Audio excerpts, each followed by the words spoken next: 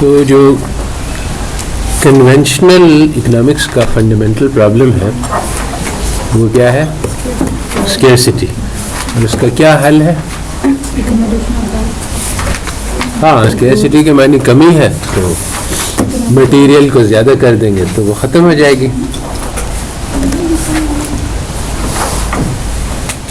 اب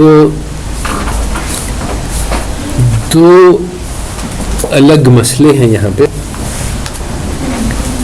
جس کے ذریعے سے، بلکہ کئی طریقے ہیں جس سے ہم یہ سمجھ سکتے ہیں یہ بات کہ یہ کنونشنل اکنامکس کی جو ڈائگنوسس ہے یہ بھی غلط ہے اور جو علاج ہے وہ بھی غلط ہے. تو پہلے یہ پوچھتے ہیں کہ یہ تشخیص کیوں غلط ہے. اسکیرسٹی کا پرابلم ظاہر تو نظر آتا ہے، لوگوں کے پاس ہے نہیں چیزیں کھانے پینے کی تو اسکیرسٹی نظر آتی ہے، مگر حقیقت وہ نہیں ہے جو نظر آ رہی ہے. اس کی کیا وجہ ہے؟ یعنی کہ why scarcity is not a problem. جب وہ نیڈس اور وانٹس میں ڈسٹنکشن نہیں کرتے تو وہ وانٹس کو فلفل کرنے کی طرف جاتے ہیں. تو جب وانٹس کی ہم بات کرتے ہیں تو وہاں آ کے پھر اسکیرسٹی لازمی ہوگی، کیونکہ آئیڈل وانٹس ہوتی ہیں اور ان کو فلفل نہیں کیا جا سکتا. جیسے ہی وانٹس بڑھتی ہیں جیسے جیسے گروتھ ہوتی ہے، ویلتھ آتی ہے، اس کے ساتھ ہی آپ کے ڈیزائرس مزید انکریز کر جاتی ہیں.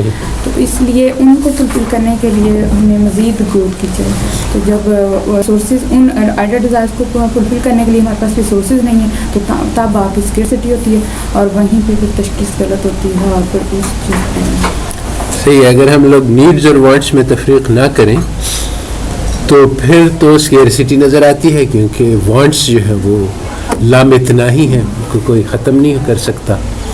اور یہ ایک مشاہدے کی بات ہے، اٹس ناٹ یعنی کوئی تھیوری کی بات نہیں، یہ پریکٹس کی بات ہے کہ ہم دیکھتے ہیں کہ خواہشات انسان کی لامحدود ہیں، نیڈز بہت محدود ہیں. آدمی چاہے جتنا ہی کوشش کرے اتنا ہی کھانا کھا سکتا ہے اور جو اس کی ضرورت ہے اتنا ہی کپڑا پہن سکتا ہے. ایک آدمی ایک وقت میں 2 جوڑے نہیں پہن سکتا ہے، ایک ہی جوڑا کپڑا پہنے گا. اسی طرح سے جو بھی نیڈز ہیں وہ سب فائنائٹ ہیں، نہ صرف محدود ہے بلکہ تھوڑی سی ہیں. جو وسائل ہیں اس کے اعتبار سے بہت کافی ہیں سارے عالم کے لیے. یہ بھی ایک امپیریکل بات ہے، یعنی ہم ان ایڈوانس نہیں کہہ سکتے. دیکھنے سے نظر آتا ہے کہ لوگوں کے پاس کھانے کو نہیں ہے تو آدمی کو نیچرلی یہ خیال پیدا ہوتا ہے، ہو سکتا ہے کہ کھانا پورا نہ ہو، یعنی ہم کسی کو دیں تو کسی کو رہ جائے اور اس کو دیں تو اس کو رہ جائے. تو ایکچولی یعنی you have to go and look at the data on the real world کہ ہے کھانا کہ نہیں ہے. تو جب دیکھتے ہیں تو پتہ چلتا ہے کہ کھانا تو ہے، پہنچ نہیں رہا ہے ان تک. یعنی ایشو یہ نہیں ہے کہ اگر یہ ہوتا کہ کھانا ہی کم ہے تو پھر ہم علاج دوسرا ڈھونڈتے ہیں. ہم کہتے ہیں کہ چلو فشنگ کرو، چلو ہائیڈرونکس کرو، کسی طرح سے جو انکلٹیویٹڈ زمین ہے اس کو بنجر زمین میں پودے لگاؤ تاکہ کھانا ہو جائے. کیونکہ پرابلم اگر کھانے کی کمی ہے تو پھر that's how it will be solved. مگر جب ہم انالائز کرتے ہیں تو پتہ چلتا ہے کہ کھانے کی کمی مسئلہ نہیں ہے. جیسے کہ اس نے کیا ہے امارتیا سین نے فیمنس کو، جہاں پہ لوگ بہت بڑی تعداد میں بھوکے مر گئے، تو وہاں تو نیچرل نظر آتا ہے، بلکہ لوگ یہی سمجھتے ہیں کہ وہ کھانے کی کمی سے ہوا. وعلیکم السلام. تو وہ یعنی one has to distinguish between theory and empirics. جو آبزرویشن ہے، جو جا کے دنیا میں دیکھ کے بات کرنی پڑتی ہے، وہ سمجھنی ہوتی ہے. اس لیے یہ بات اہم ہے کہ ہم یہ سمجھیں کہ کون سی چیز ہمیں دین سمجھاتا ہے، کون سی چیز تھیوری یعنی عقل سے سمجھ میں آتی ہے، اور کون سی چیز مشاہدے کی ہے. تو یہ اسکیرسٹی کا نہ ہونا یہ ایک مشاہدے کی چیز ہے. اٹس ناٹ سم تھنگ کہ ہم آرگیو کر کے ڈٹرمن کر سکیں. مشاہدے میں بھی نظر آتا ہے، اور دوسری بات یہ ہے کہ قرآن بھی ہمیں اس کی گارنٹی دیتا ہے، تو تھیولوجیکل بھی ہم اس کو ڈٹرمن کر سکتے ہیں. تو کسی نے یعنی فوڈ پر کیپیٹا کی گراف بنایا ہے تو وہ تقریباً کانسٹنٹ ہے، یعنی پاپولیشن بہت تیزی سے بڑھا ہے مگر فوڈ بھی بہت تیزی سے بڑھا ہے. اور یہ ایکچولی میلتھس کی تھیوری کے خلاف ہے. میلتھس کا کہنا تھا کہ پاپولیشن جو ہے وہ جیومیٹریکلی بڑھے گا اور فوڈ لینئرلی بڑھے گا، اس لیے فوڈ شارٹ ہو جائے گا. مگر ایسا ہوا نہیں ہے ایکچولی. اور اس کی تھیوری جو ہے وداؤٹ بیسس تھی. Without basis in the sense کہ اس نے اپنی عقل سے سوچا کہ ایسا ہوتا ہوگا، اس نے کوئی مشاہدہ نہیں کیا. تو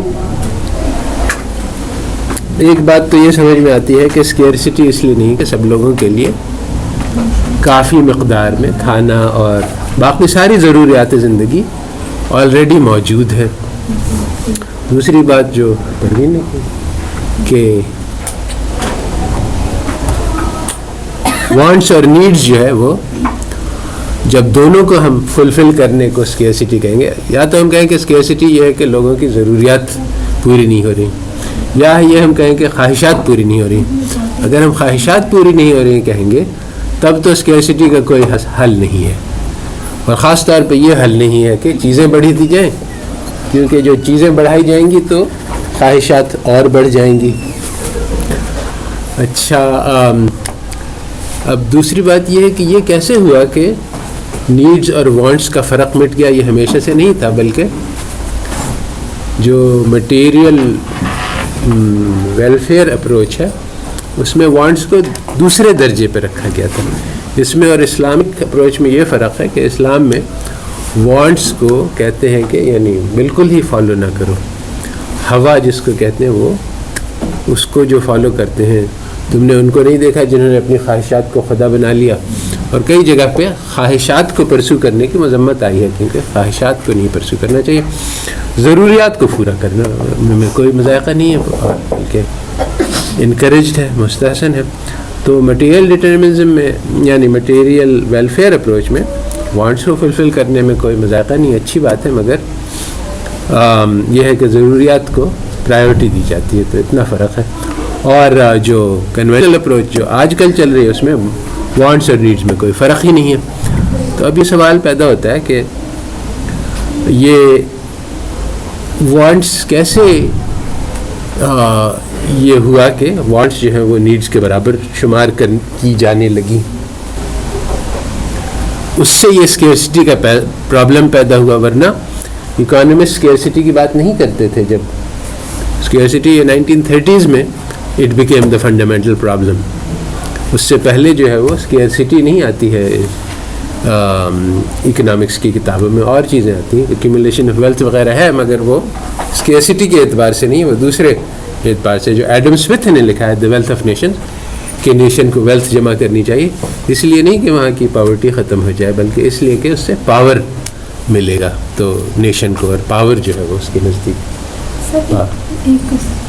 سر ہم نے پاورٹی کا کچھ بھی ہم نے فل کروایا، فل ورک کیا سر. اس میں ہم نے ایک ایریا لیا جہاں کے لوگوں کے پاس ویلتھ نہیں، مین کہ بہت پاورٹی ہے، ٹھیک ہے، ان کی اپنی نیڈز بھی فلفل نہیں ہوتی. تو سر پھر وہاں ہم لوگ یہ کہیں گے کہ وہاں نیڈز بھی اسکیئرسٹی ہے، ان کی ضروریات بھی ان کے فلفل نہیں ہوتی، بیسکس جو ہوتی ہیں. اصل میں اسلامی جو تجزیہ ہے اس مسئلے کا وہ ڈفرینٹ ہے، اس پہ ہم بعد میں پہنچیں گے. ابھی آج ہی کے لیکچر میں یعنی یہ پروگرام پہلے ہم یہ آج کے لیکچر کا پروگرام یہ ہے کہ پہلے ہم یہ انالائز کریں کہ جو موجودہ تھیوری چل رہی ہیں ان کی کیا بنیاد ہے، وہ کیوں غلط ہے، اور پھر ہم یہ بتلائیں کہ اس میں اسلام ہمیں کیا بتلاتا ہے کہ کیسے سیم پرابلم کو کیسے سالو کیا جائے. تو وہ تمہارا جو کویشچن ہے وہ سیکنڈ پورشن میں پہلے ہم اس کا ذرا سا موٹی بات ڈسکس کر لیں کہ کنونشنل اکانومسٹ کیا کہہ رہے ہیں اور کیوں کہہ رہے ہیں اور وہ کیوں غلط ہے. اس کے بعد ہم سیم اکنامک پرابلم کے بارے میں اسلام کیا کہتا ہے اور وہ کیسے کریں گے ہم لوگ. ویلفیئر کے بعد سنی جائی تھی وہ یہ کہتی تھی کہ انسان کے پاس جتنا ہے اس میں جتنی بھی ڈیزائر ہے وہ اس کو فلفل کرے سب سے پہلے. مگر یہ بات بہت عجیب لگتی ہے نا انسان کو. یہ بات تو آسانی سے سمجھ میں آ جانی چاہیے کہ اگر کسی کو کھانا نہیں مل رہا ہے تو یہ ارجنٹ نیڈ ہے، اور جو آدمی جو ہے وہ کہہ رہا ہے کہ مجھے وہ ایک پرائیویٹ جیٹ پلین چاہیے تو وہ ارجنٹ نیڈ نہیں ہے. یا ایک آدمی کہتا ہے کہ مجھے میوزک سننی ہے، اور یہ انہوں نے کہا کہ یہ ارجنٹ نیڈ نہیں ہے. یہ ڈیمینشنگ مارجنل یوٹیلٹی کی تھیوری اسی لیے بنی تھی کہ وہ جو امیر آدمی ہے اس کی جو ایڈیشنل یوٹیلٹی ہے وہ تھوڑی ہے، تو اس سے پیسہ لے کے غریب کو دیں گے تو فائدہ ہوگا، کیونکہ اس کی مارجنلٹی زیادہ بڑھے گی، اس کی کم گھٹے گی. مگر یہ بات ریجیکٹ ہو گئی آگے جا کے. تو یہ کیسے ہوا کہ وانٹس جو ہے، وانٹس اور نیڈ میں فرق مٹ گیا ویسٹ میں 1930s میں.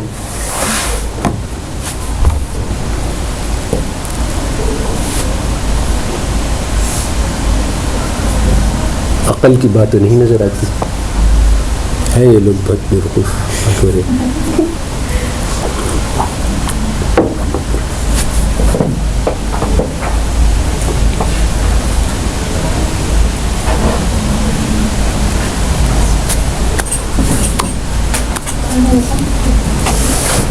کسی کو نہیں پتا ہے تو پھر ہم عظما سے پوچھتے ہیں. عظما بھی ایسے آپ لوگوں کی طرح کی اسٹوڈنٹ ہے، اس نے پہلے یہ کورس نہیں پڑھا ہے بس. سر یہ لاجیکل پولیٹیزم کی وجہ سے ہوتی ہے. ہاں بالکل صحیح. لاجک کو دیکھتے ہیں. چلو اس نے ایک ہنٹ دے دی ہے، باقی لوگ اس کو بتلائے. لاجیکل پازیٹیوزم کی وجہ سے ہوا.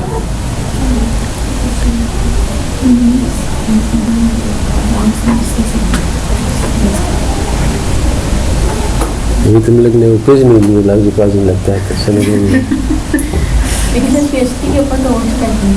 ہاں اسکیسٹی کی طرح چکا. پازیٹیوزم کیا کہتا ہے؟ ہاں تو اس سے کیا اثر ہوگا نیڈز اور وانٹس پہ؟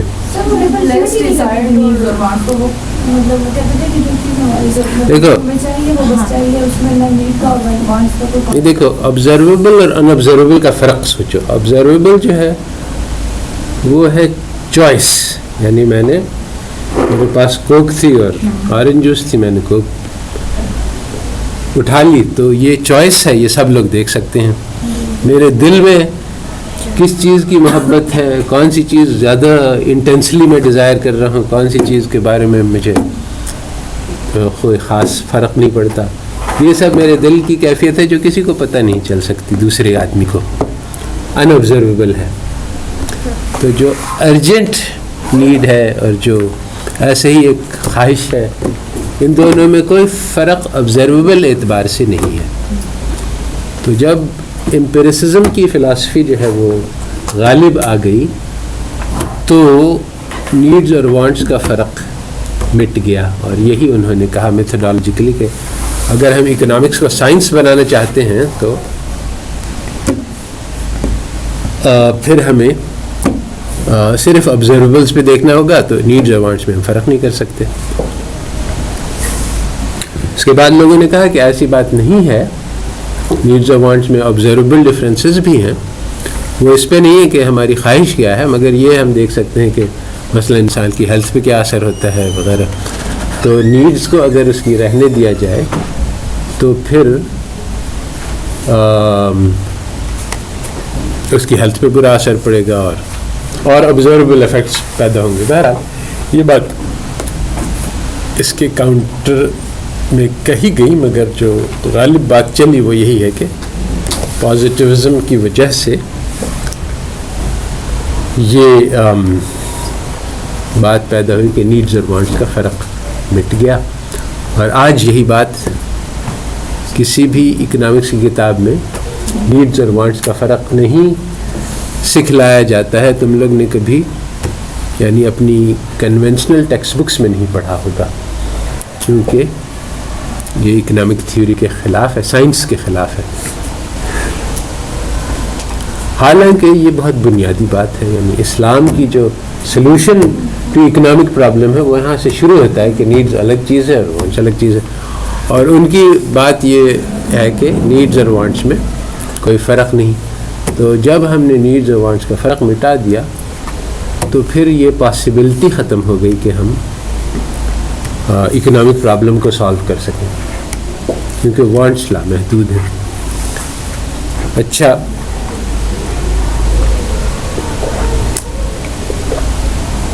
تو اب اس میں ایک سٹیپ اور جا سکتے ہیں کہ یہ لاجیکل پازیٹیوزم کیوں غالب آ گیا. Why did it become the dominant philosophy? حالانکہ یہ کافی بیوقوفی کی فلاسفی ہے.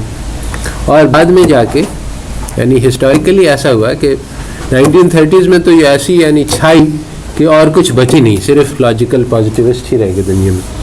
پھر 40s 50s 60s میں اس کے کافی سارے پرابلمز آئے، اور آخر میں 60s تک تو فلاسفرز نے اس کو ریجیکٹ کر دیا کہ یہ تھیوری صحیح نہیں ہے، مگر اس کے صحیح نہیں ہونے کی خبر اکانومسٹ تک نہیں پہنچی.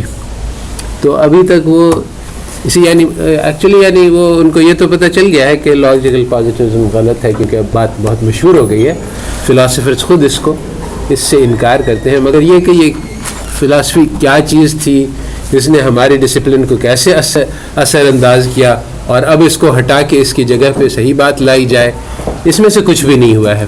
اور اس کی ایک بڑی وجہ ہے کہ لاجیکل پازیٹیوزم تو غلط ثابت ہو گئی، مگر اس کی جگہ پہ کیا صحیح فلاسفی ہونی چاہیے وہ کسی کو سمجھ میں نہیں آئی ہے. تو اس لیے تھیوری غلط ہو چاہے صحیح ہو، اس وقت وہی موجود ہے، اور اس کے علاوہ کوئی چیز ہے نہیں. تو اب موٹی موٹی بات کے اعتبار سے لاجیکل پازیٹیوزم کیوں غالب آ گیا پہلے، اور دوسرے یہ کہ اس میں کیا پرابلمز نظر آئے بعد میں. ہاں پہلی بات یہ کہ انہوں نے جب کہا کہ جو سوشل ان کی اکنامکس جو ہے وہ بھی ایک سائنس ہے، ٹھیک ہے، سوشل سائنس جب اس کو سائنس بنانے لگے تب انہوں نے فزیکل سائنسز اور سوشل سائنسز میں کوئی ڈفرینس نہیں رکھا. ٹھیک ہے، انہوں نے کہا کہ جس طرح فزیکل سائنسز میں ہم لا دیتے ہیں ڈسکرپٹیو ہوتی ہے، اسی طرح سے سوشل سائنسز میں ہیں. ٹھیک ہے، اس بات کو پانے کے لیے کہ دونوں کو ایکول کرنے کے لیے انہوں نے لاجیکل پازیٹیوزم. یہ بات تم صحیح کہہ رہی ہو، مگر یہ ایک اثر ہے. یعنی جب لاجیکل پازیٹیوزم غالب آ گیا تو لاجیکل پازیٹیوزم ایک تھیوری ہے کہ سائنس کیوں صحیح ہے اور غیر سائنس کیوں غلط ہے.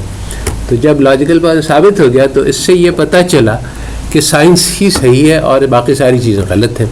تو پھر یہ بات پیدا ہوئی کہ سوشل سائنس والوں نے کہا کہ ہم بھی سائنس بنیں گے. تو پھر اس کے اندر وہ جو غلطیاں تھیں لاجیکل پازیٹیوزم کی وہ شامل کر دی گئیں. مگر سب سے پہلے یہ بات ہے کہ پازیٹیوزم کیوں غالب آیا، کیوں سب لوگ اس کو ماننے لگ گئے ویسٹ میں. لاجکس اور فیکٹس پائی جاتی ہیں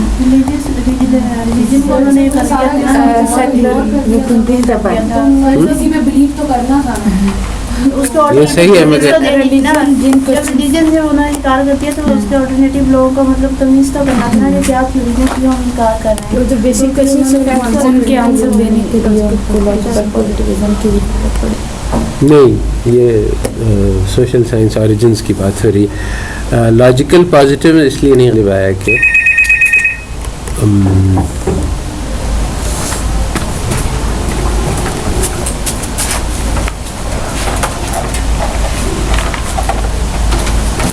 پازیٹیو ایک تھیوری تھی کہ all knowledge is based on observations and reason. ٹھیک ہے نا. اب یہ تھیوری کو پروو کرنے کے راستے میں ایک بہت بڑی رکاوٹ یہ تھی کہ جس طرح سے ریلیجن کہتا ہے کہ ہم دیکھتے ہیں کہ ہوا چلتی ہے اور سورج جو ہے وہ ایک گردش میں ہے اور بہت ساری ریگولیرٹیز ہے، تو اس سے ہمیں یہ اندازہ ہوتا ہے. جیسے ہم گھڑی دیکھتے ہیں تو ہم یہ کہتے ہیں کہ یہ گھڑی جو ہے یہ خود بخود نہیں بن سکتی ہے، اس کو کوئی بنانے والا ہوگا. اسی طرح سے ہم دنیا کا نظام دیکھتے ہیں تو ہم کہتے ہیں کہ اس میں اتنی حیرت انگیز باتیں ہیں، نشانیاں ہیں کہ یہ ہو نہیں سکتا کہ یہ خود بخود پیدا ہو گیا ہو، اس کے پیچھے ضرور کوئی طاقت ہوگی، کوئی قدرت ہوگی، اللہ کی ذات ہے جس نے اس کو پیدا کیا ہے. تو جو آبزرویبل ہے اس کو دیکھ کر ہم ایک ان آبزرویبل ڈیڈیوس کرتے ہیں. تو بالکل اسی طرح سے سائنس بھی چلتا ہے کہ وہ دیکھتا ہے کہ زمین جو ہے وہ گردش کر رہی ہے سورج کے گرد. تو کیوں کر رہی ہے؟ اس لیے کہ ایک فورس آف اٹریکشن ہوگا، ورنہ وہ سیدھی چلتی چلی جاتی ہے. This is what the law of physics اس کے جس رخ میں چلتی ہے اسی میں چلتی رہے گی. تو وہ اس طرح سے چلتے چلتے یوں کیوں مڑ گئی؟ کیونکہ سورج یہاں پہ اس میں کشش ہے تو وہ اس کو اپنی طرف کھینچ لیتا ہے. تو وہ کشش تو نظر نہیں آ رہی. تو سائنس بھی ایگزیکٹلی اسی لاجک کو فالو کرتا ہے جو ریلیجن کو فالو کرتا ہے. تو یہ پازیٹیوسٹ جو بات کہنا چاہ رہے تھے وہ بہت عرصے سے یہ بات کہہ رہے تھے، مگر ان کی دال گل نہیں رہی تھی، کیونکہ وہ کہنا چاہ رہے تھے کہ سائنس میں ان آبزرویبل نہیں ہے اور ریلیجن میں ہے، مگر ان آبزرویبل دونوں چیزوں میں ہے، اس لیے وہ کہہ نہیں سک رہے تھے. مگر 1930s میں 1900 میں ارلی 20th سینچری میں برٹرڈ رسل نے یہ مسئلہ حل کر دیا. اس نے یہ کہا کہ بعض دفعہ ہم ایسی چیزوں کی باتیں کرتے ہیں جو کہ جن کا وجود نہیں ہوتا ہے، مگر وہ باتیں پھر بھی یعنی سینسیبل ہے، سمجھ میں آنے والے ہیں. اس نے مثال دی جیسے یونیکارن کی. یونیکارن ایک میتھیکل بیسٹ ہے، یا ڈریگنز ہیں، یا اور بہت سارے یعنی پریاں ہیں، کوئی قاف ہے، یہ سب قصے کہانیاں ہیں. تو اب یہ باتیں اس نے کہا کہ ہم چیزوں کو ڈسکرائب کر سکتے ہیں، مگر اس کو ڈسکرپشن سے کوئی ضروری نہیں ہے کہ ان کا وجود ہو. تو اب ہم گریوٹی کی بات کر سکتے ہیں، مگر اس کا یہ مطلب نہیں ہے کہ وہ اس کا کوئی وجود ہو. تو جب اس نے یہ کہا کہ کسی چیز کے نام لینے سے اس کا وجود نہیں ہے، تو پھر سائنٹسٹ نے کہا اچھا، تو پھر پازیٹیوسٹ نے کہا کہ یہی ہے سائنس. پھر انہوں نے کہا کہ جب ہم الیکٹرانز کی باتیں کرتے ہیں تو اس کے معنی یہ نہیں ہے کہ الیکٹرانز ایگزسٹ کرتے ہیں، بلکہ ہم صرف بعض فینومینا جو آبزرویبل ہیں ان کو ڈسکرائب کر رہے ہیں. تو جب یہ مسئلہ حل ہوا ان کا، تو پھر وہ بہت خوش ہوئے کہ اب ہم وہ بات کہہ سکتے ہیں جس کی بہت عرصے سے ہم کوشش کر رہے تھے، مگر ہم اس پہ پہنچنے نہیں پائے تھے، کہ یہ ریلیجن غلط ہے اور یہ سائنس صحیح ہے. اور سائنس میں صرف آبزرویبل کی باتیں ہیں. اب جو مسئلہ ان کے پاس تھا کہ صرف آبزرویبل کی الیکٹرانس کی آپ بات کرتے ہیں، گریوٹی کی بات کرتے ہیں، کیونکہ یہ گریوٹی کی باتیں صرف ایک نام ہے، اس کے پیچھے کوئی حقیقت نہیں. تو جب یہ بات وہ کہہ سکے، تو جس طرح سے ایولیوشن کی تھیوری غالب آ گئی تھی، حالانکہ اس کے اوپر کوئی ایویڈنس نہیں تھا اس وقت، اور بہت ساری اس میں غلط چیزیں شامل تھیں، کیونکہ وہ ان کی جو دل کی پسند تھی کہ ہم سائنس کو اور غالب کر دیں اور ریلیجن کو غلط دکھلائیں، وہ اس کو شو کرتا تھا، تو وہ غالب آ گئی، حالانکہ اس کا اس وقت کوئی ایویڈنس نہیں تھا. اسی طرح سے یہ پازیٹیوزم کی تھیوری غالب آ گئی، حالانکہ اس کے لیے کوئی ایویڈنس نہیں تھا. تو غالب آنے کی وجہ سمجھ میں آ گئی. اب جو اگلی بات ہے وہ یہ ہے کہ اس میں پرابلمز کیا پیدا ہوئے، یعنی جس کی وجہ سے 20-25 سال تک ان کے بڑے بڑے لوگوں نے بہت ہیوی ڈیوٹی مشینری لے کے کوشش کی اس کو ثابت کرنے کی کہ پازیٹیوزم کی تھیوری صحیح ہے. پازیٹیوزم کی تھیوری صحیح ہے سے مراد یہ ہے کہ سائنس میں جب ہم بات کرتے ہیں الیکٹرانز کی، گریوٹی کی، وہ نیوکلیئر پارٹیکلز کی، سب ایٹامک پارٹیکلز کی، جو میں سے کوئی بھی چیز آبزرویبل نہیں، تو ان سب چیزوں کو ہم یعنی ضروری نہیں ہے کہ ہم یقین رکھیں کہ ایکچولی کوئی چیز ہے جس کا نام گریوٹی ہے، وہ بس ایک پیٹرن ہے جس کو ہم ڈسکرائب کر رہے ہیں. اسی طرح سے ایٹمز ہیں، یہ الیکٹرانز ہیں، ان سب کا کوئی وجود نہیں ہے دراصل، یہ بس نام ہے. اس کو کہنے لگے نامنلسٹ تھیوری. ایک ریئلسٹ تھیوری آف سائنس ہے اور ایک نامنلسٹ. نامنلسٹ نام نیمز ہے. نامنلسٹ کے معنی کہ نام میں یا نام سے متعلق. تو انہوں نے کہا کہ یہ سب جو نام ہم لیتے ہیں، الیکٹرانز اور گریوٹی اور نیوٹرانز اور پروٹانز اور ایتھر اور بہت ساری چیزیں ہیں، یہ ایسے ہی نام ہیں، ان کے پیچھے کوئی حقیقت نہیں ہے. اور ریئلسٹ کہتے ہیں نہیں، الیکٹرانز کہتے ہیں اس کے معنی کہ الیکٹران ہے. ان دونوں میں کوئی آبزرویبل فیکٹر ڈیسائیڈ نہیں کر سکتا. اس لیے تو جو پازیٹیوسٹ تھیوری تھی وہ نامنلسٹ تھی، کہتی تھی کہ بس نام ہے اور اس کے پیچھے کوئی حقیقت نہیں ہے. تو جو بات بعد میں جا کے پتہ چلی کہ یہ نہیں ہو سکتا ہے کہ صرف نام ہے اور اس کے پیچھے کوئی حقیقت نہیں ہے، اس سے سائنس کا کام نہیں چلتا ہے. کوشش انہوں نے کی کہ اس کو کام چلائیں، اور کوشش کی جو ایک مثال میں نے دی ہے، اور بہت ساری اور مثالیں ہیں. ایک مثال کیونکہ وہ آپ کی فیلڈ میں ہے، اکنامکس میں ہے، وہ ریویلڈ پریفرنس تھیوری ہے. انہوں نے کہا کہ یہ جو دل کی خواہش ہے، اس کو تو نہ ہم دیکھ سکتے ہیں، نہ میجر کر سکتے ہیں، نہ جانچ سکتے ہیں، تو اس کو ہم ریپلیس کر دیں آبزرویبل سے، وچ از پریفرنس. تو اب پریفرنس جو ہے دل کی خواہش، اور چوائس جو ہے وہ ریویلڈ پریفرنس ہے کہ وہ نظر آ جاتا ہے. تو چوائس کی بات کریں اور پریفرنس کی بات نہ کریں. یہ پازیٹیوزم کی تھیوری تھی کہ ہم سارا کام ہمارا چوائس سے ہو جائے گا, پریفرنس کی بات کرنے کی ضرورت ہی نہیں ہے. یہ پازیٹیوسٹ کی تھیوری تھی کہ انہوں نے کہا کہ صرف آبزرویبل کی بات کرنے کی ضرورت ہے, ان آبزرویبل کی بات کرنے کی کوئی ضرورت نہیں ہے.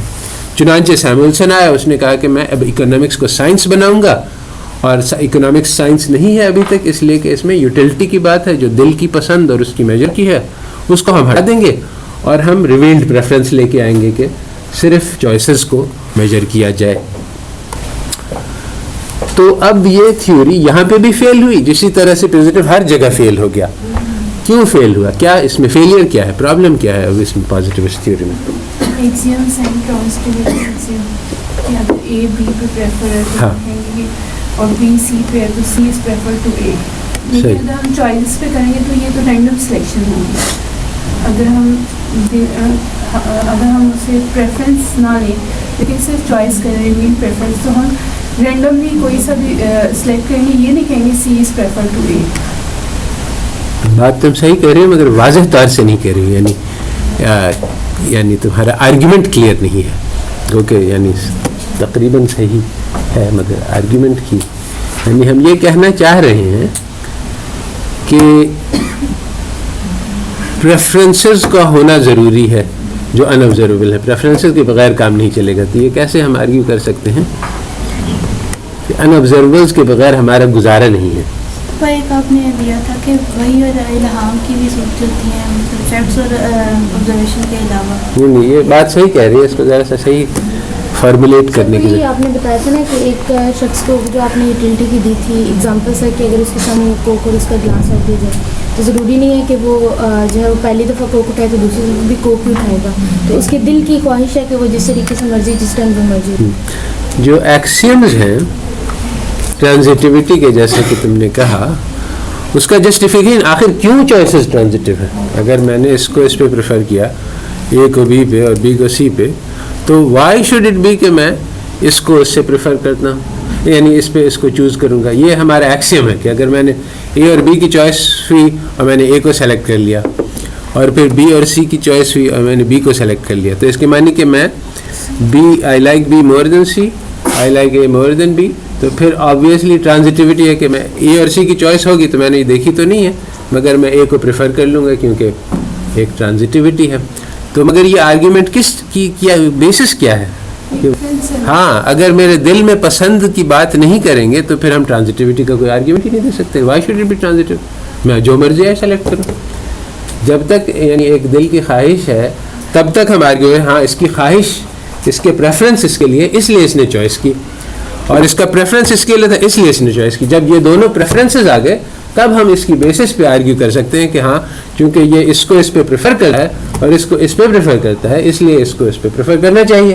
اب لاجک ہے, اگر پریفرنس ہے ہی نہیں, صرف چوائسز ہیں, تو کوئی لاجک نہیں بنتی کسی چیز کی.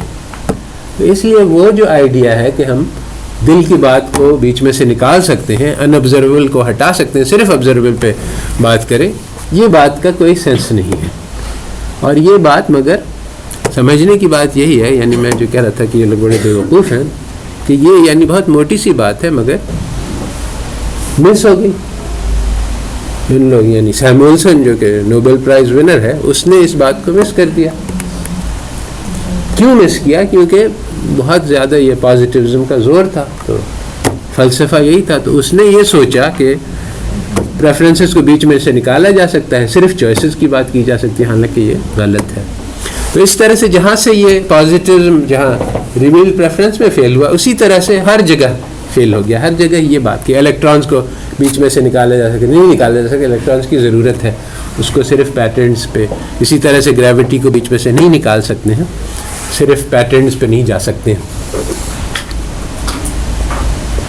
اچھا, تو پازیٹیوزم فیل ہو گیا, مگر جو پازیٹیوسٹ فلاسفی تھی, یعنی اب ضرورت یہ تھی کہ ہم پھر سے واپس جاتے اکنامکس میں کہ نیڈز اور وانٹس کا فرق تو ہم نے ختم کر دیا تھا کیونکہ پازیٹیوسٹ تھا. اب ہمیں پتہ چلا کہ پازیٹیوسٹ فیل ہو گئی, تو ہمیں پھر سے اب اس پہ آنا چاہیے کیونکہ بات تو واضح ہے. بلکہ جو اے جے آئر ہے جو ایک ینگ فلاسفر تھا, 20-25 سال کا, 1930s میں جب پازیٹیو ابھر رہی تھی. تو یہ پازیٹیو کی فلاسفی اصل میں پہلے جرمنی میں وینا میں سب سے زیادہ اسٹرانگ ہوئی, اور وہ آیا ہوا تھا, بہت متاثر ہو گیا, اور جوانی کے جوش میں اس نے جو ہے بہت اس پہ بہت اس کو پھیلایا اور پرچار کیا, اور اس کی جو ہے وہ بہت انتھوسیاسٹک ایکسپوننٹ رہا. اس کی کتاب جو ہے وہ بہت مشہور ہے, اور اس کے کئی ایڈیشنز آتے رہے جس میں اس نے بھرپور اٹیک کی انوینشنل فلاسفی پہ اور پازیٹیوزم کو بہت ڈیفینڈ کیا. تو ابھی بھی وہ زندہ ہے. اینڈ آف لائف میں اس نے انٹرویو دیا کہ پوچھا اس سے کہ لوگوں نے بھائی تم نے یہ پازیٹیوزم کی فلاسفی اڑائی تھی تو اس میں کیا پرابلمس تھے. اس نے کہا well the first problem is that nearly all of it was wrong. اس کا انٹرویو موجود ہے یوٹیوب پہ. تو اس سے پوچھا گیا, اس نے بہت سارے طریقے سے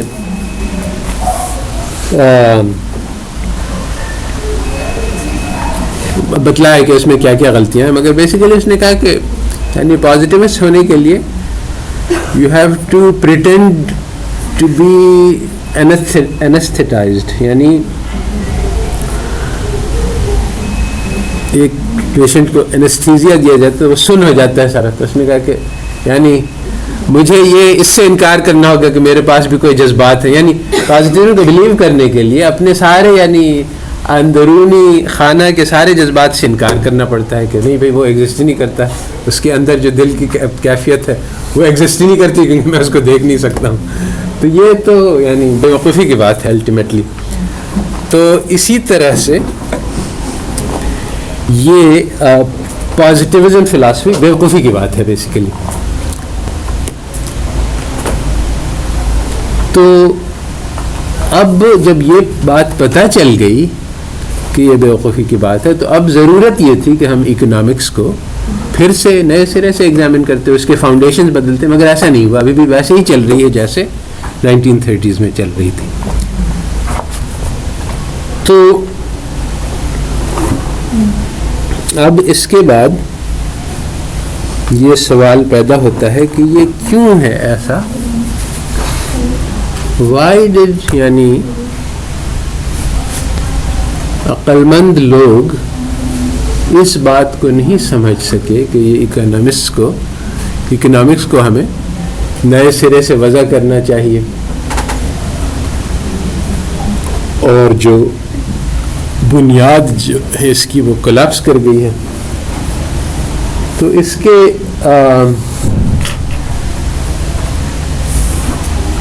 دو لیول پہ ایکسپلینیشنز ہیں.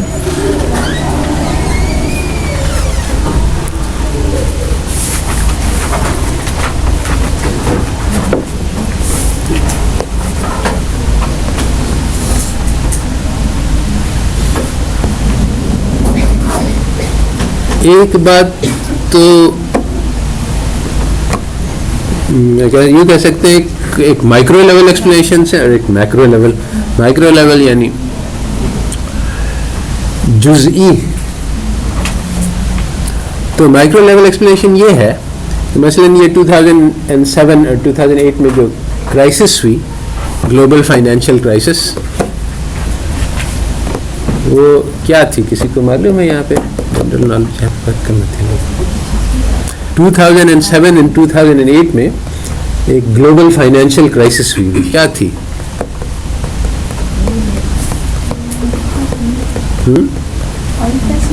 نہیں, آئل پرائسز سے نہیں تعلق. 2007 اور 2008 میں بڑے پیمانے پر اسٹاک مارکیٹ کولیپس کر گیا, اور اس کی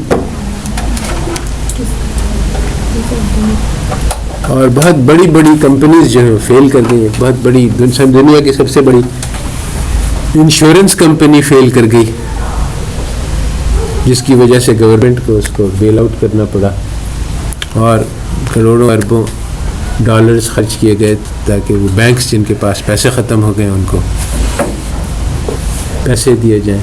تو بہت بڑی اکنامک کرائسس ہوئی جس کا اکانومسٹ کو کوئی خبر نہیں تھی, بلکہ ان کا پریڈکشن تھا جو ایک نوبل پرائز ونر لوکس، اس نے کہا تھا کہ اب یہ جو بڑی بڑی کرائسس ہیں، ایک سال پہلے یعنی 2006 میں اس نے کہا، اگلے سال کرائسس بھی، اس نے کہا اب یہ بڑی بڑی کرائسس نہیں ہو سکتی کیونکہ اب ہمیں اکانومی سمجھ آ گئی ہے، اور پہلے زمانے میں ہوتی تھیں کیونکہ اکانومسٹ کو اکانومکس نہیں آتی تھی، تو اب ہم لوگ نے دنیا میں اکنامک کیسے چلتی ہے وہ سیکھ لیا، اس لیے اب کوئی کرائسس نہیں آئے گی. اگلے سال بہت میجر کرائسس آ گئی. تو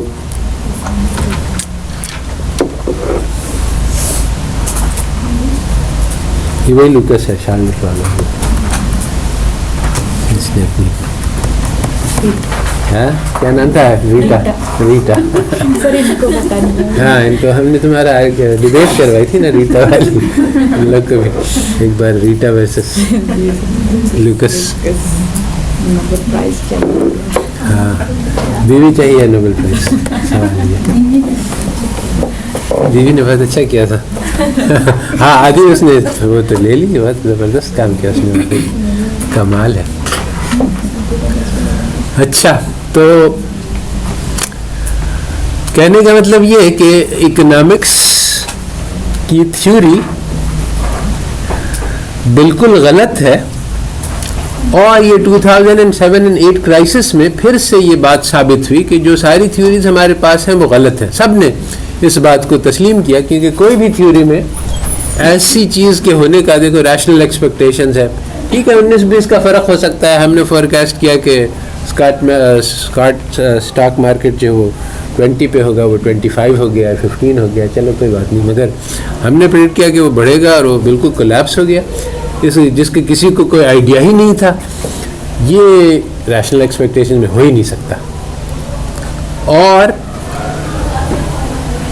ساری کی ساری تھیوریز یہ کہتی ہیں کہ جو اسٹاک کی ویلیو ہے it should equal to the present discounted value of the future earnings. ٹھیک ہے نا. تو اب ایک دن پریزنٹ ڈسکاؤنٹڈ ویلیو کچھ تھی اور دوسرے دن اس کی 10% ہو گئی. یہ کیسے ہو سکتا ہے؟ وہ ڈسکاؤنٹڈ ویلیو آف ارننگس تو ایک ہی رہنی چاہیے. اتنا چینج اس میں یا تو ایک والی صحیح تھی یا دوسری والی صحیح تھی. تو اگر دوسری والی بات صحیح ہے تو پہلی والی غلط تھی. تو یہ نہیں ہو سکتا کہ دونوں باتیں صحیح تھیں. تو یعنی کہ کہیں نہ کہیں پہ جو ریشنل بیہیویئر کی تھیوری ہے وہ غلط ہے. یہ بات سب پہ واضح ہو گئی. چنانچہ بڑے بڑے نوبل پرائز ونرز نے کہا کہ سم تھنگ از رانگ. مگر جنرلی اسپیکنگ ان سب نے یہی کہا جزئی طور پہ کہ یعنی ایک بہت بڑا سسٹم انہوں نے کہا یہ والا سسٹم غلط ہے، اس کو صحیح کر دو تو ٹھیک ہو جائے گی. کسی نے کہا کہ یہ والا غلط ہے، اس کو ٹھیک کر دو. تو ہر چیز جو سارے کمپوننٹس ہیں اس کے بارے میں کسی نے کہا کہ یہ والا غلط ہے، اس کو ٹھیک کر دو. مگر کسی نے یہ نہیں کہا کہ سارا کا سارا غلط ہے. اتنی ہمت کسی کو نہیں ہوئی.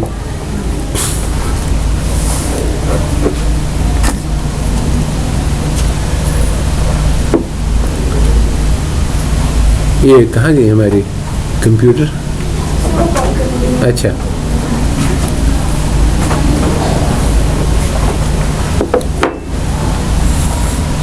تو یہ تو پتہ چل گیا کہ غلط ہے. تو اب 2009 میں سب لوگوں کو اپنا سلیبس ریوائز کر دینا چاہیے تھا. مگر ایسا نہیں ہوا. کسی یونیورسٹی میں کوئی خاص فرق نہیں پڑا. وہ جو 2006 میں پڑھاتے وہی 2009 میں بھی پڑھا رہے ہیں. کوئی فرق نہیں آیا، حالانکہ ساری دنیا بدل گئی. تو یہ کیوں نہیں ہوا؟ اس کا جیسے میں نے کہا کہ ایک مائکرو ایکسپلینیشن اور ایک میکرو ایکسپلینیشن. مائکرو ایکسپلینیشن یہ ہے کہ اس وقت امریکہ میں ہزاروں یونیورسٹیز ہیں، شاید 5000 کے قریب تو ہوں گی. ہر یونیورسٹی میں اکنامکس ڈپارٹمنٹ ہے. ہر یونیورسٹی میں 30-40 پروفیسرز بیٹھے ہوئے ہیں. ہر پروفیسر نے وہی تھیوری پڑھی ہے. اب اس سے کہیں کہ تم ان سب تھیوریز کو پھینک دو، ایک نئی تھیوری لے کے آؤ، اس کے بس کی بات نہیں. وہ تو وہی پڑھائے گا جو اس کو پڑھایا گیا ہے. اوپر سے ہر سال جو ہے وہ 3-4 ہزار نئے PhDs نکلتے ہیں اور ان کو ٹریننگ انہیں ڈینوسارز نے دی ہوئی ہوتی ہے جو آبسلیٹ تھیوریز لے کے چل رہے ہیں. تو ان کو بھی جابز حاصل کرنے ہیں. اب ہم کہیں کہ یہ ساری تھیوری تم نے صحیح غلط ہے، یہ جو ہے وہ سارے اس نظام سے ٹکرا جائے گا. تو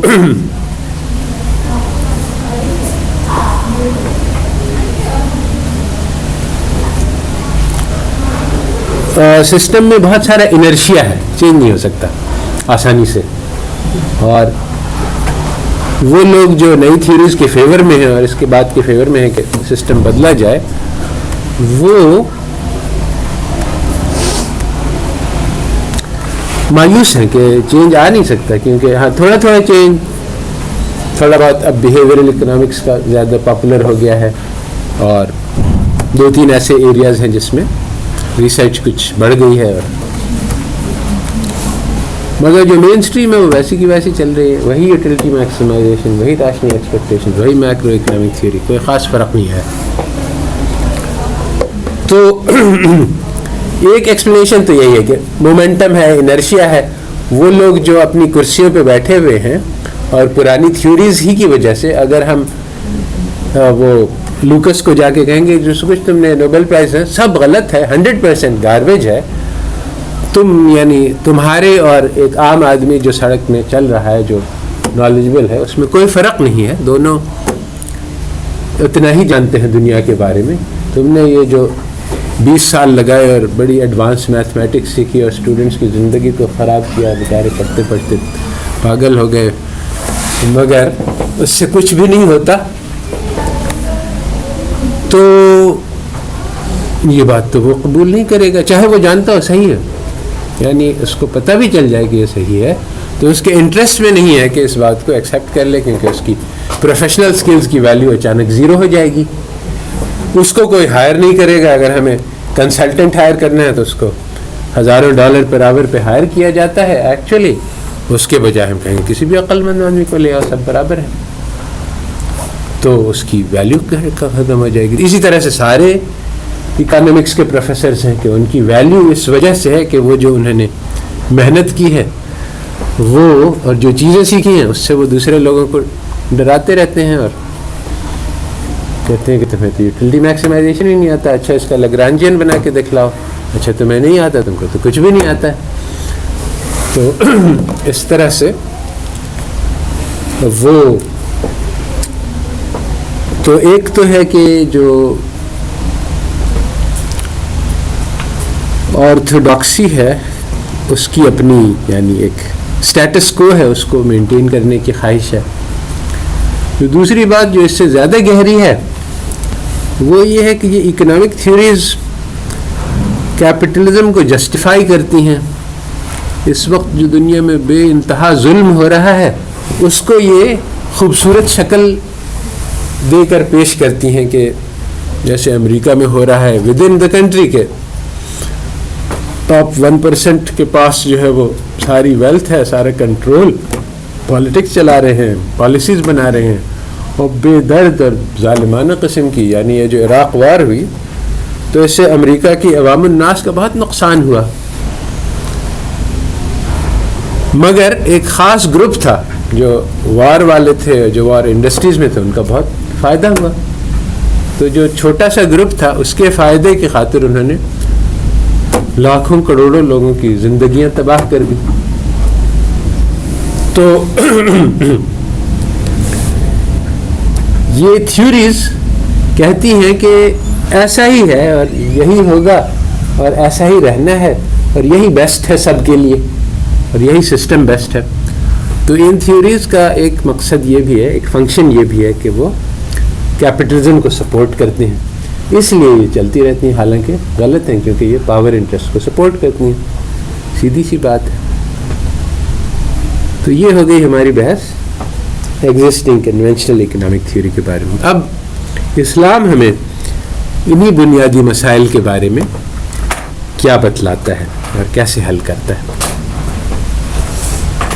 सर जो आपने अभी ये कैपिटलिज्म वाला बताया, ये मैक्रो लेवल पे हाँ, ये मैक्रो लेवल पे एक्सप्लेन, ये बात हमने यानी जो लिमिट्स टू मार्केट इकानमी, इसमें ये बात ज़्यादा तफसील से डिस्कस हुई कि कैसे मार्केट इकानमी उभरी, और जब मार्केट इकानमी उभरती है तो उसके अंदर ख़ास चीज़ें दरकार होती हैं, जिसमें एक फ़लसफ़ा भी होता है। फ़लसफ़े में ये भी है कि बेदर्दी से रहो, गरीबों के लिए तुम्हारे पास कंपैशन नहीं होना चाहिए, नहीं तो हमारा लेबर पूल ख़त्म हो जाएगा। तो ये सारे चीज़ें सिखलाई जाती हैं, चुनांचे इकोनॉमिस्ट सिखलाते हैं कि अगर हम अनएम्प्लॉयड लोगों को उनकी बेसिक नीड्स दे देंगे تو ان کا ورک انسینٹو ختم ہو جائے گا, اور ورک انسینٹو ختم ہو جائے گا تو پروڈکٹیوٹی ختم ہو جائے گی, تو ہمارا سسٹم پیریٹو انیفیشینٹ بن جائے گا.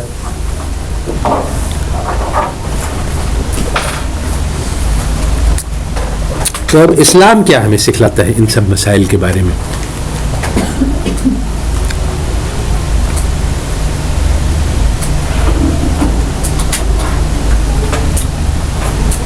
اس بارے میں تو دوسرے لوگوں کو دینا چاہیے, کیا دوسرے لوگوں کو دینا چاہیے یا نہیں دینا چاہیے؟ دیکھو,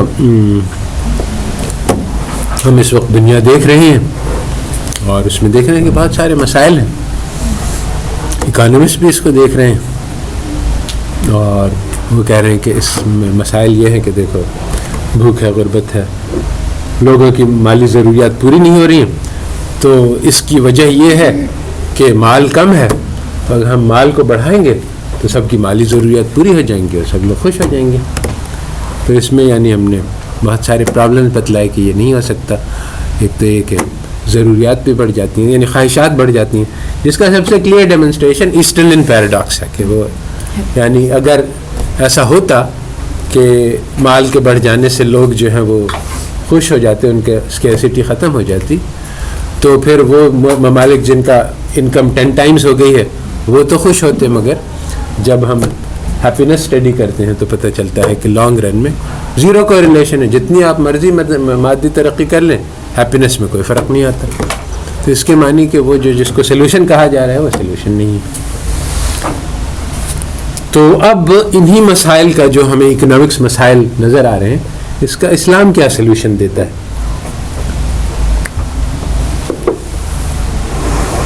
اسلام کے سلوشن کے بھی بہت سے کمپوننٹس ہیں. 5 جاتے ہیں بات کر سکتے تو ہم صبر بھی ترقی بڑھا وہ ہے تو وہ اب اس کا حل کیا ہے؟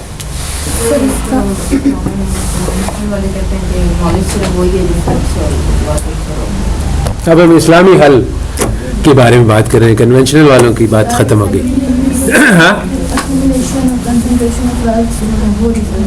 ہاں, اسلام نے اس کو منع کیا ہے ارتکاز, کہ یہ نہیں ہونا چاہیے, سرکولیشن ہونی چاہیے.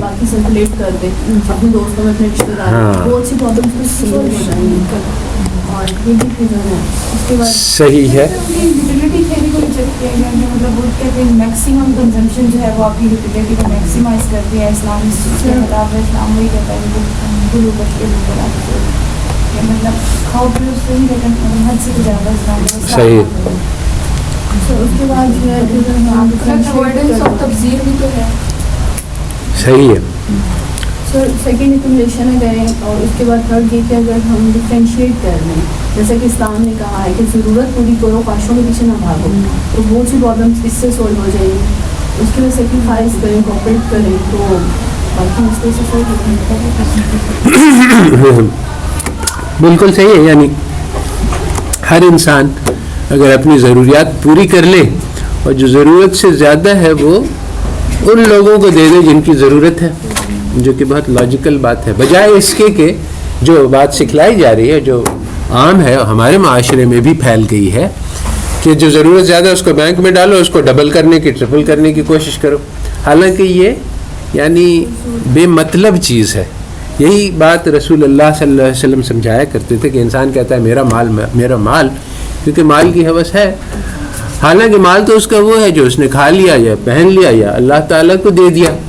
تو یہ نہیں ہے کہ جمع کرتے جاؤ بڑھاتے جاؤ, یہ تو اس کا مال ہی نہیں ہے, تو اس کے وارثوں کا مال ہے. Exactly this is true. یعنی لوگ یہی کرتے ہیں کہ ہم نے اپنی ساری زندگی محنت کی کہ ہمارے بینک میں 10 کروڑ روپیہ ہو جائے اور اس کو جمع کر کے ہم مر گئے.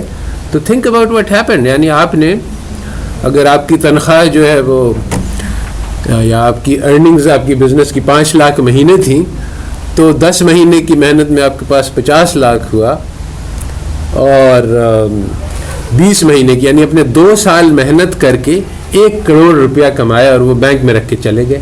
وہ آپ نے کیوں محنت کی؟ اس سے آپ کو تو کوئی بھی فائدہ نہیں ہوا, زیرو. تو وہ 2 سال آپ کی زندگی کے فالتو تھے, کچھ اور کام کر لیتے. کوئی اور کام نہیں سمجھ میں آیا کرنے کو. دس از یعنی بہت زبردست نقصان کی بات ہے, مگر لوگ ایسا ہی کر رہے ہیں. دس از دا پرابلم. یعنی اگلی جنریشن جو ہوتی ہے اس سے بھی زیادہ ہوتا ہے, وہ بھی انہیں چکروں میں پڑے رہتے ہیں. صحیح ہے, صحیح ہے. وہ جو آپ 10 کروڑ دے کے گئے کہ میرے بچے جو ہیں وہ خوشی خوشی رہیں گے, ان کی آپس میں ایسی زبردست لڑائی ہوتی ہے کہ یہ میرا حصہ ہے, کہ وہ بجائے اس کے کہ ان کے فائدے کا ہوتا وہ ان کے نقصان. سر مجھے ایک بات تھوڑی سی کنفیوز کرتی ہے سر, یہ کہ ایک بات کہی جاتی ہے کہ آج جو کرنا ہے, مطلب یعنی کہ آج کی فکر کرو کل کی فکر نہ کرو. مطلب اگر آج اللہ نے دے دی کل بھی دے گا. سر موسٹلی لوگوں کے یہ 2 پوائنٹ آف ویوز ہوتی ہیں, ایک یہ ہوتا ہے اور ایک ہوتا ہے کہ آج تو اللہ نے دیے لیکن کل کے لیے بھی بچا کے رکھو کہ مطلب کسی بھی قسم کے حالات کا سامنا ہو سکتا ہے. سر ان دونوں میں سے کون سے بھی زیادہ بہتر؟ اس میں بھی اعتدال ہے, اور یعنی توکل جو ہے اس کے کئی کیریکٹرسٹک ہیں, مگر بیسیکلی جو بات سمجھ میں آتی ہے حدیث سے کہ 1 سال تک کا پروویژن کر لینا چاہیے, اس میں کوئی مذائقہ نہیں ہے. اور ویسے اگر آدمی کے پاس زیادہ توکل ہے تو وہ کل کی بھی فکر نہ کرے تو کوئی مذائقہ نہیں ہے. اس میں یہ ہے کہ اگر اس کی یعنی ایمان مضبوط ہے اور غیر اللہ پہ نگاہ نہیں جاتی ہے تو پھر اس کے لیے کوئی نقصان نہیں ہے اگر اس کو ضرورت اپنی صرف پوری کرے اور کل کی پرواہ نہ کرے. مگر کل اس کو ضرورت پڑی اور اس کے دل میں خیال ہو کہ میرے اللہ نے مجھے دیا نہیں اور اب مجھے کسی آدمی سے مانگنا پڑے گا, تو پھر اس کے لیے توکل جائز نہیں ہے. اس طرح سے پھر اس کو اپنے لیے بندوبست کرنا چاہیے تاکہ غیر اللہ پہ نظر نہ جائے. یہ وہ مسئلہ ہے جس پہ صحابہ میں بھی اختلاف ہوا.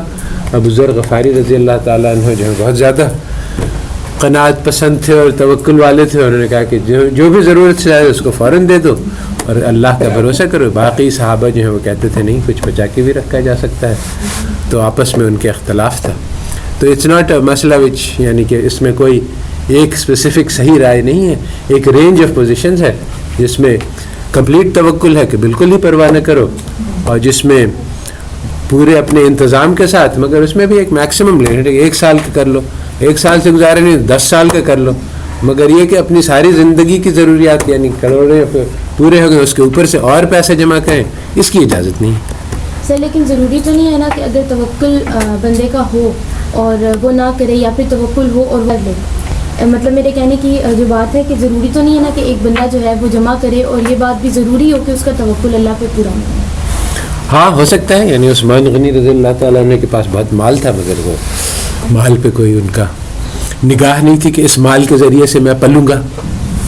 مگر خیر یہ اس وقت پیریفرل ایشو ہے. جو سینٹرل ایشو ہے وہ یہ ہے کہ محنت کرنی پڑے گی. تو جیسے کہ میں نے مثال دی تھی کہ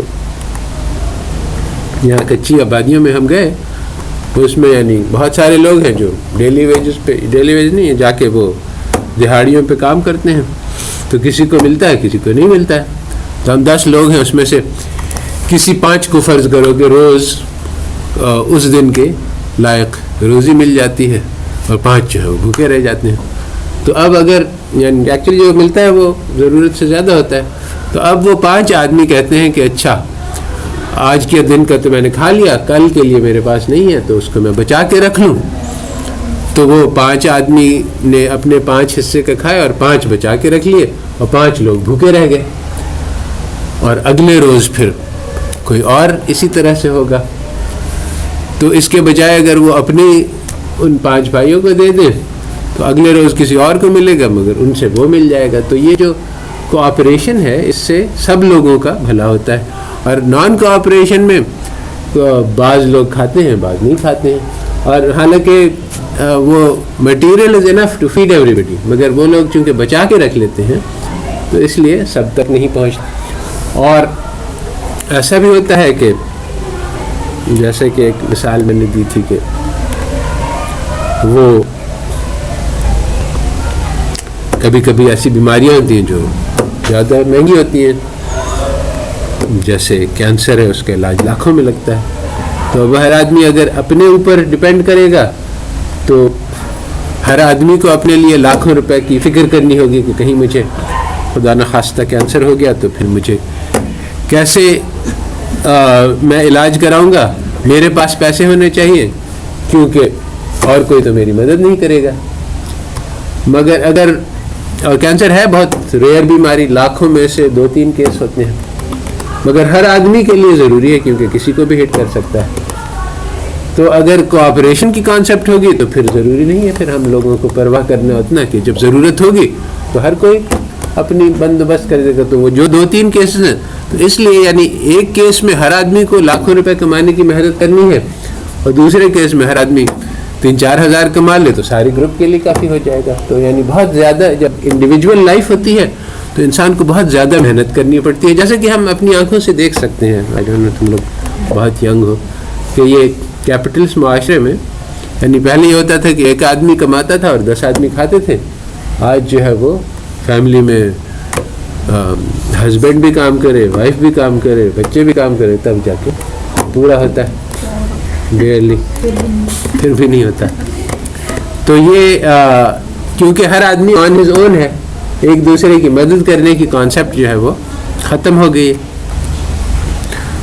तो ये सलूशन है to the problem of scarcity कि रिसोर्सेज अगर हम जमा कर लें तो सबके लिए काफ़ी है, ये बात साबित है। तो अब जिसकी ज़रूरत से ज़्यादा मिला है वो उसको दे दे, जिसकी ज़रूरत नहीं है तो सबके लिए काफ़ी हो जाएंगी। तो ये इस्लामिक सलूशन है which will solve the problem of scarcity. मगर अब इसमें एक और स्टेप आती है बीच में, यानी यहाँ पे हमने कह तो दिया मगर होगा कैसे, क्योंकि इंसान के अंदर सिफत है ये भी कि उसके अंदर खुद गर्जी भी है और लालच भी है और हिर्स भी है और मोहब्बत भी है सोने और चांदी की। तो अब इस मसले को कैसे हल किया जाए, तो यहाँ पे इस्लाम की टीचिंग शुरू होती है एक तरह से। तो यहाँ पे इशू ये बनता है कि जो वेस्ट वाले हैं वो कहते हैं कि ये हमारा जो इकोनॉमिक्स है ये भी साइंस है। इस तरह से जिस तरह से साइंस वाले डिस्क्राइब करते हैं और वो लॉज ऑफ मोशन स्टडी करते हैं कि किस तरह से ग्रेविटी होती है और किस तरह से ज़मीन हरकत करती है, उसी तरह से इंसान भी है कि वो एक रोबोट है, वो एक कायदे और कानून से चलता है और वो कायदे और कानून में कोई तब्दीली आ नहीं सकती। तो इसलिए वो ये बात जो हम कह रहे हैं कि इंसान को तब्दील किया जाए, इंसान पहले खुदगर्ज था अब उसको जनरस बनाया जाए, ये इस्लाम हमें सिखाते ये कैसे करना है। तो ये ट्रांसफॉर्मेशन कॉन्सेप्ट है, ये इस्लाम में है जो कि वेस्ट में नहीं है, उसका तसव्वुर ही नहीं। तो अब ये सवाल पैदा हो जाता है कि सबसे पहले तो ये कि इस्लाम हमें ये रसूल अल्लाह सल्लल्लाहु अलैहि वसल्लम ने करके दिखलाया, इन द सेंस के सहाबा जो है वो वैसे ही थे जैसे अरब माशरा था, खुद गर्ज थे, एक दूसरे को छोटी छोटी बातों पर कत्ल कर देते थे, माल की मोहब्बत थी, सारी चीज़ें थी जो हम कहते हैं कि नॉर्मल है इंसान में। मगर बदल गए, कुरान में कहा है कि ये लोग ऐसे हैं कि वो अल्लाह ताला की मोहब्बत में गरीबों और मिस्कीनों को खाना खिलाते हैं और ख़ुद भूखे रहते हुए दूसरों को खिलाते हैं, और कंजूसों की मज़म्मत आई है और बहुत सारा और पैसा खर्च करने की तरगीब आई है और उसकी तारीफ़ आई है। तो ये सारी चीज़ें हैं इसलिए कि इंसान को चेंज किया जाए, और वो रसूलुल्लाह सल्लल्लाहु अलैहि वसल्लम ने करके दिखलाया। उन्होंने सहाबा के मुआशरे को बदल दिया, फ्रॉम वही खुदगर्जी वाले मुआशरे से जनरॉसिटी वाले, कोऑपरेशन वाले मुआशरे में। तो अब सवाल ये पैदा होता है कि आज हम ये काम कैसे करें। तो ये इस्लामिक इकोनॉमिक्स जो है, it is about changing things, कि हम चेंज कैसे लेके आए। It is not about studying things कि हम डिस्क्राइब करें। साइंटिस्ट जो करते हैं वो काम हमारा नहीं है, क्योंकि हम दुनिया बदलने के लिए आए हैं, हम दुनिया स्टडी करने के लिए नहीं आए। तो अब ये सवाल पैदा होता है कि चेंज कैसे आएगा, कैसे चेंज, रसूलुल्लाह सल्लल्लाहु अलैहि वसल्लम कैसे चेंज लाए اور ہم ان کی اتباع کیسے کر سکتے ہیں؟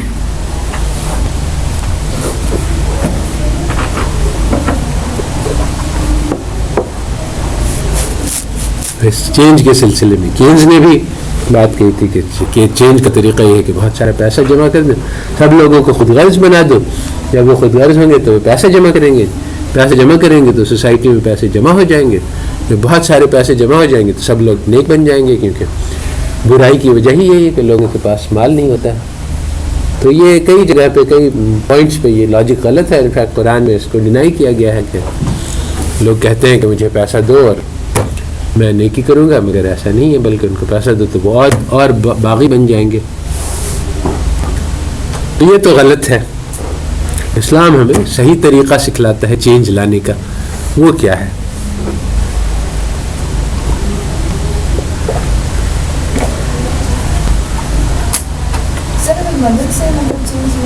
کیا چیز؟ اس کی سب سے بڑی مثال انصار مدینہ تھی، جب آقا پاک صلی اللہ علیہ وسلم نے مکہ سے مدینہ کی طرف ہجرت کی تھی تو انہوں نے کام کرنے کی جگہ تھی، اور مطلب جس میں وہ محنت کر کے اپنی روزی کماتے تھے، ان کو انہوں نے آپس میں ڈیوائڈ کر دیا تھا، ان دا سینس کہ وہ میں بھی محنت کروں گا اور میرا جو مہاجر بھائی ہے وہ بھی محنت کرے گا، وہ اپنا ارن کرے گا تو میں مطلب اس سے اپنی ارننگ کروں گا۔ تو اس کا یہ لیکن سر اس میں سینس کی بات ہوتی ہے کہ ہم جس چیز کو ہم اپنے اسلام پوائنٹ آف ویو سے دیکھیں ہم اس کو پازیٹیو کہیں گے۔ کینز نے کمبینیشن آف ویلتھ کی اس طرح کی بات کی ہے تو اس کے ان کے لیے ان کا جو ویسٹرن کے لیے ان کا سینس ہے وہ پازیٹیو ہے، ان کے لیے یہ چیز ہمارے والی جو بات ہے اسلام کی بات ہے وہ اس کو نیگیٹو سینس کرتے ہیں۔ ہم اکاموڈیشن آف ویلتھ کو جو ہے وہ نیگیٹو سینس میں دیتے ہیں، جو قرآن جو ہے وہ اس چیز کو ڈینائی کرتا ہے۔ سر انڈیویجول لیول سے شروع کرنا چاہیے، جس طرح آپ نے فار ایگزامپل اسٹاکس کے بارے میں کہی ہے 2006، یا جس طرح اکانومسٹ جو ہے وہ کہتے ہیں کہ ہم نے بہت زیادہ محنت کی اور ہم مطلب اس طرح اگر کوئی انڈیویجولی کوئی اکانومسٹ جو ہے شروع کر لے کہ اپنے فائدے کے بجائے لوگوں کے فائدے کے لیے اگر وہ سوچنا شروع کر لے اور وہ انیشیٹو لے لے تو اس کو دیکھا دیکھی اور بھی اس کے ساتھ لوگ ملتے جائیں گے، اس کے مطلب لانگ ٹرم کو دیکھیں گے۔ صحیح بات ہے یہ کہ انڈیویجول لیول پہ شروع کرنا ہوگا۔ چینج جب لانا ہے تو چینج جو ہے وہ انسان کے دل کے اندر پہلے آئے گا، جس کی بھی قرآن میں دلیل ہے کہ اللہ تعالیٰ قوم کی حالت کو اس وقت تک نہیں بدلتے ہیں جب تک وہ اپنے آپ کو نہ بدل لیں، جس سے مراد یہ ہے کہ جب تم انٹرنلی اپنے آپ کو پرسنلی چینج کرو گے اور یہ پرسنل چینج جو ہے وہ بہت سارے لوگوں میں آئے گا تو پھر سوسائٹی بدل جائے گی۔ اللہ تعالیٰ کہنے سے اس کا اثر بھی قرآن پاک میں یہ ہے کہ کہتے کیوں ہو جو کرتے ہیں والذین جاہدوا فینا لنہدینہم سبلنا، کہ جو لوگ محنت کریں گے ہمارے اوپر اس پہ ہم ان پہ راستے کھولیں گے۔ تو اس لیے یہ صرف بات کرنے کی بات نہیں بلکہ کام کر کے دکھانے کی۔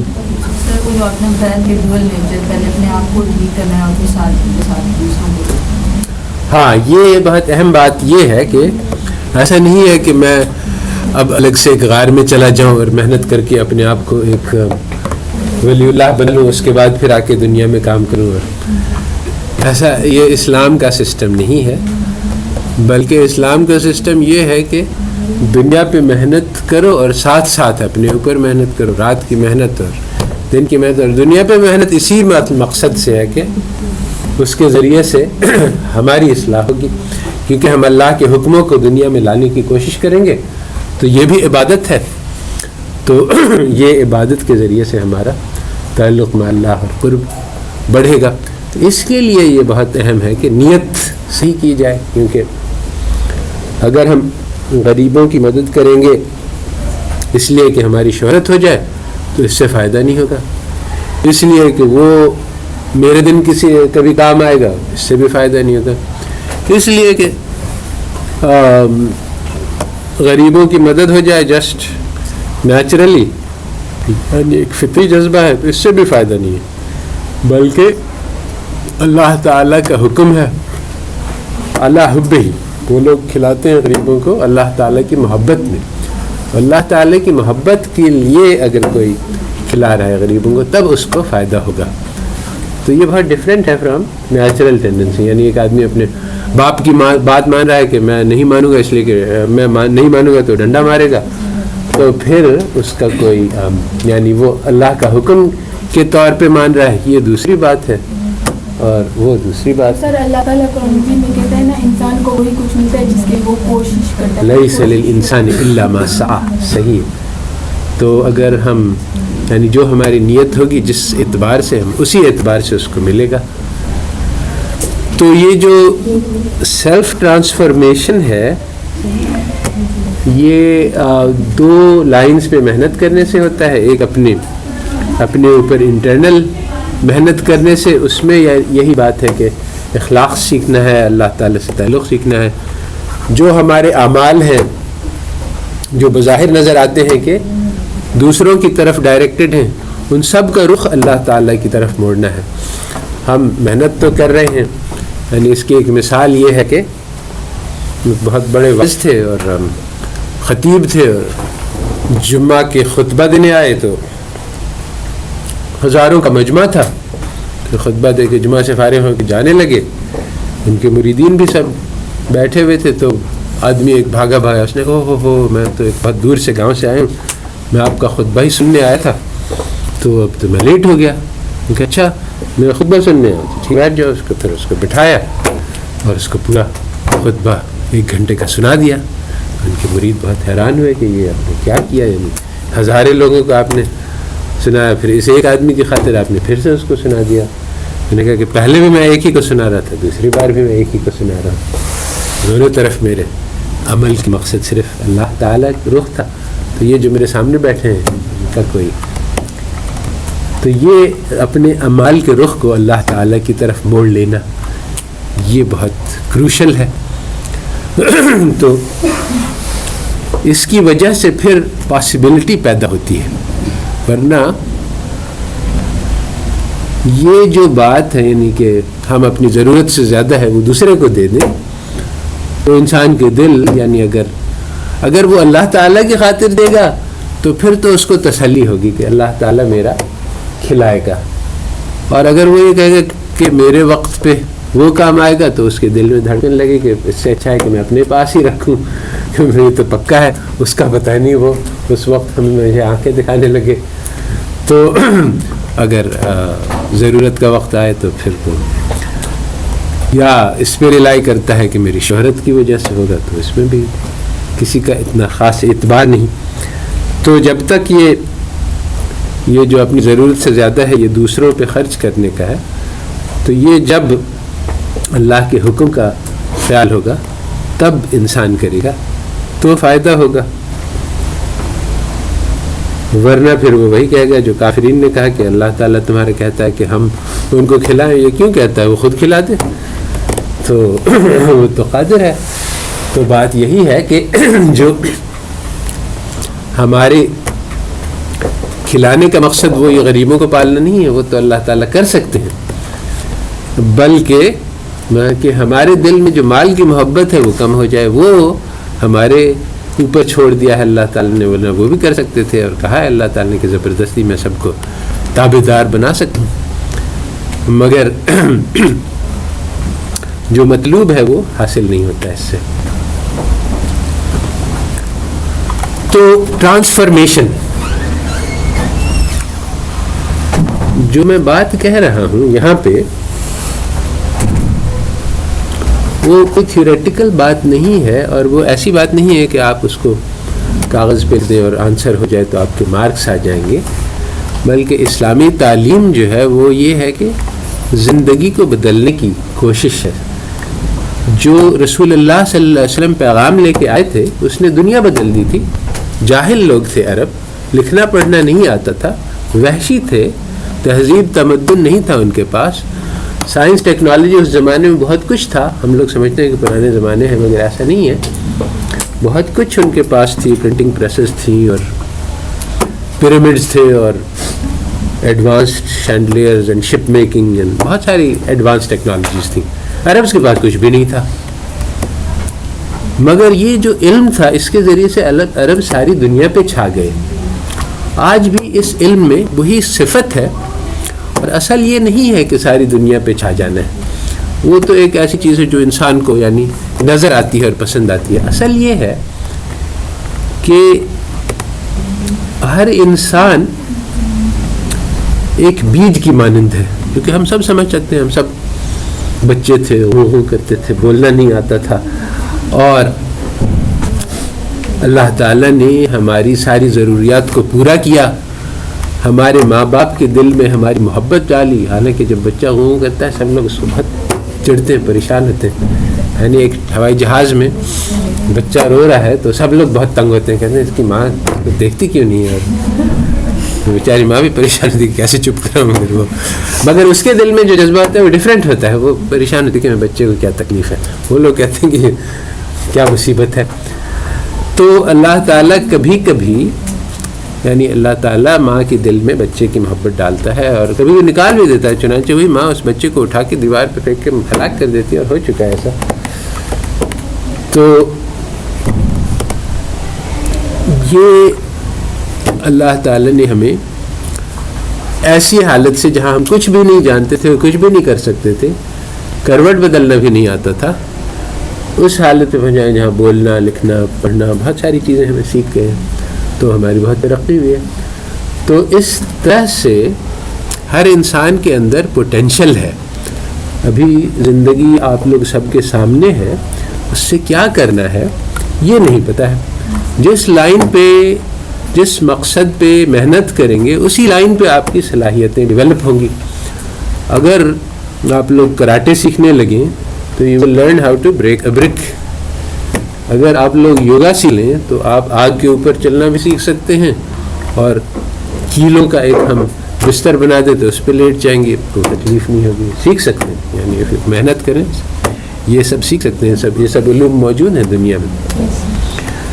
تو سوال یہ کہ کون سی چیز سیکھیں جو کہ قیمتی ہو. میرے پاس بہت سارے اسٹوڈنٹس آتے ہیں کہ میں کون سی لائن میں جاؤں, MBA کروں کمپیوٹر, جس میں سب سے زیادہ پیسے بنے. میں نے پہلے سے طے کیا ہوا ہے کہ زندگی کا مقصد پیسے بنانا ہے. تو وہ پوٹینشل جو ہر انسان کے دل میں ہے, اگر وہ ریئلائز ہو گیا تو پھر اللہ تعالیٰ ہمیں جنت دے دیں گے, جو کہ ریوارڈ ہے اس اسٹرگل کا. اور اگر وہ ریوائز نہیں ہوا تو پھر بہت نقصان ہے. جس طرح سے ایک بیج ہے, یا تو اس کا درخت نکل آئے گا یا نہیں نکلے گا, یا شاید تھوڑا سا نکل کے مرجھا بھی جائے, یہ بھی ہو سکتا ہے.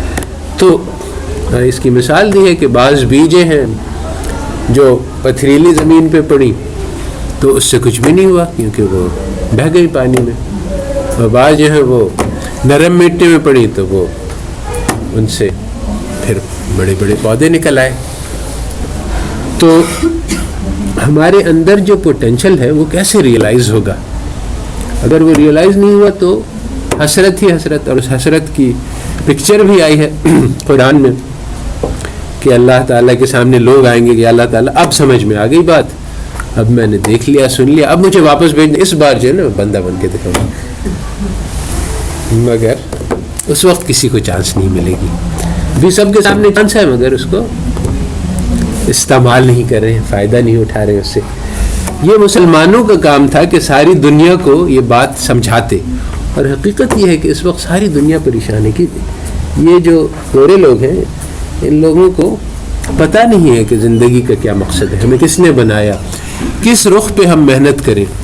اگر مسلمان ان کو کر کے دکھلا دیتا تو وہ سب پیچھے چلنے کو تیار تھے, مگر آج مسلمان ان کے پیچھے لگا ہوا تو وہ کیسے ہم سوچیں گے کہ ہمارے پاس کوئی چیز ہے.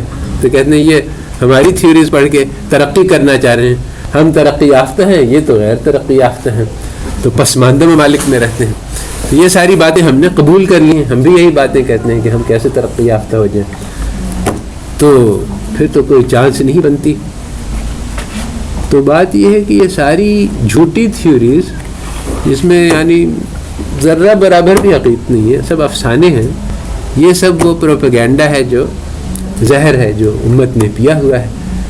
اور اس کو ون بائی ون انسان جو ہے وہ اپنے دل سے نکالے, اپنے دماغ سے نکالے, پھر دوسروں کو اس میں بدلے, اور یہ بتلائے کہ ہمارے پاس جو تھیوریز ہیں وہ اکنامکس مسائل کو بہت زیادہ اچھی طرح سے حل کرتی ہیں بنسبت ویسٹ والوں کے. ہمیں جہاں تک یہ ہے کہ یعنی ایک تو یہی بات ہے کہ جو آدمی کے پاس ضرورت زیادہ ہے وہ دوسرے کو دے, مگر اتنا کافی نہیں ہے, اور بھی بہت ساری اس میں کمپوننٹس. ایک قناعت ہے کہ اگر میرے پاس ضرورت سے کم ہے تو میں مانگتا نہیں پھروں, میرے پاس جو ہے اسی پہ بھروسہ کروں، اور وہ میرے لیے کافی نہیں ہوتا تو اللہ تعالیٰ سے مانگوں اور اپنی ضرورت کو چھپاؤں، کسی اور سے، غیر اللہ کے سامنے اپنے ہاتھ نہیں پھیلاؤں. اور جس کے پاس ضرورت زیادہ مال ہے اس پہ ذمہ داری ہے، اب وہ سوچے کہ میں کس طرح سے پہنچاؤں ان لوگوں کے پاس جن کے پاس ضرورت ہے. اور یہ ہے کہ وہ اقبال کا شعر بھی ہے اس معاملے میں کہ وہ فقیر کے اتنے غیرت مند ہوتے تھے کہ وہ امیر آدمی کو ڈر کے مارے ان کی ہیبت سے ان کو پیسہ دینے کا وہ نہیں ہوتا تھا، ہمت جرأت نہیں ہوتی تھی. تو